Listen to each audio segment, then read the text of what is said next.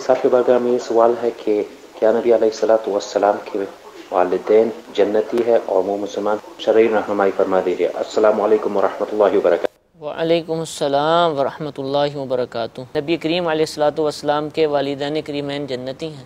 سوال پوچھیں نا۔ جی بالکل، نبی کریم صلی اللہ تعالیٰ علیہ وسلم کے والدین کریمین جنتی ہیں، اور حضور علیہ الصلوۃ والسلام کے والدین کریمین کے صدقے میں انشاءاللہ تبارک و تعالیٰ ہم جنت کے اندر جائیں گے۔ نبی رحمت شفیع امت صلی اللہ تعالیٰ علیہ وسلم کے والدین کریمین یہ مومنین تو تھے ہی، ایمان والے تو ہمیشہ سے تھے۔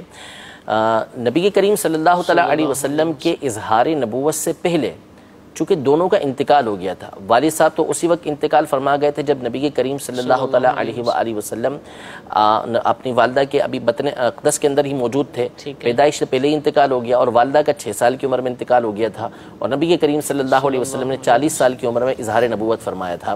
تو ان تک تو حضور علیہ السلام کی دعوت دین پہنچی نہیں، اور حضرت عیسیٰ علیہ السلام کا جو وقت تھا اس کو تقریباً 570 سال یہ گزر چکے تھے، اتنا عرصہ یہ ہو چکا تھا، یعنی 500 سال کا عرصہ گزر چکا تھا۔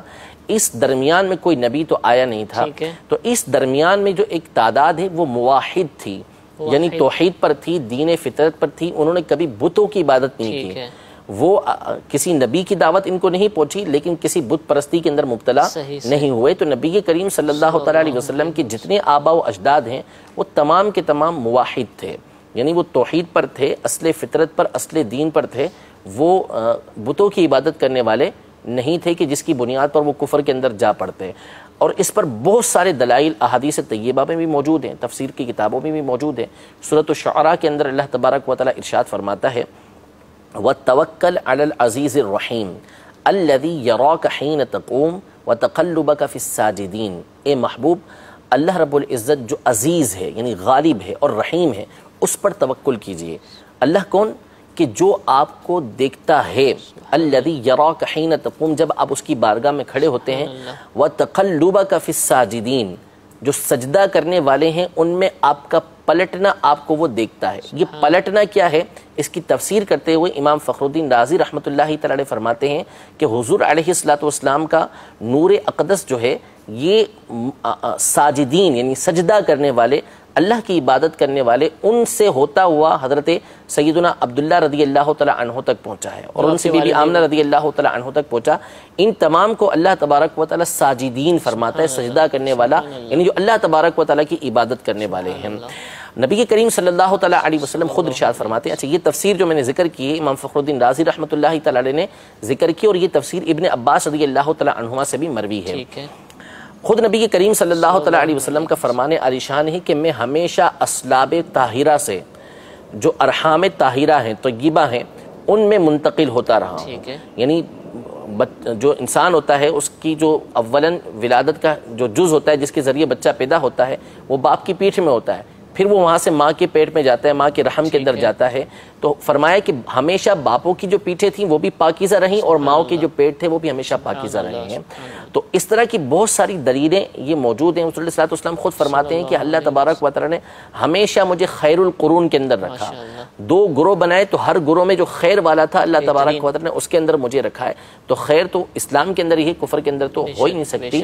امام جلال الدین سیوطی شافعی رحمۃ اللہ تعالیٰ علیہ نے 6 رسالے اس موضوع پر لکھے ہیں، مسالک الحنفاء کے نام سے، اور بہت سارے آپ کے رسالے ہیں جس میں آپ نے نبی کریم صلی اللہ تعالیٰ علیہ وسلم کے والدین کے ایمان کو ثابت کیا۔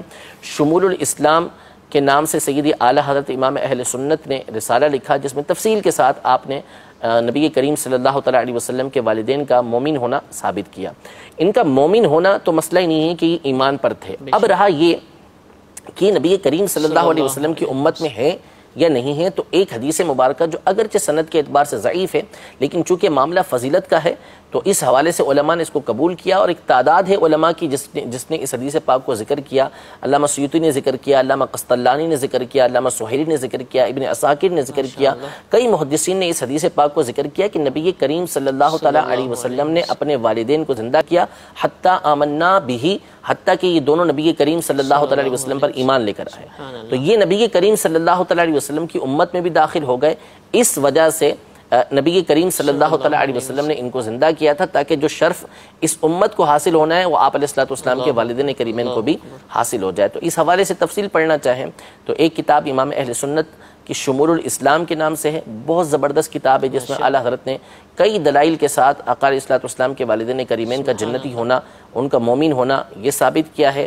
اور ایک کتاب علامہ محمد علی نقشبندی صاحب رحمۃ اللہ تعالی علیہ کی ہے نور العینین کے نام سے، جس میں انتہائی تفصیل کے ساتھ بہت موٹی کتاب اور اس موضوع پر بہت ضخیم کتاب ہے، اس میں حضور علیہ الصلوۃ والسلام کی تمام آبا و اجداد اوپر تک جتنے ہیں سب کے ایمان کو انہوں نے دلیل کے ساتھ ثابت کیا ہے۔ اور ہمارا عقیدہ اور نظریہ بھی یہ ہے کہ جو نبی کریم صلی اللہ تعالیٰ علیہ وسلم کے والدین کے ایمان کا عقیدہ نہ رکھے تو علماء نے اس کے اوپر لعنت کا قول کیا کہ ملعون ہے، کہ جو حضور علیہ الصلوۃ والسلام کے والدین کے بارے میں ایسا عقیدہ اور نظریہ رکھتا ہے۔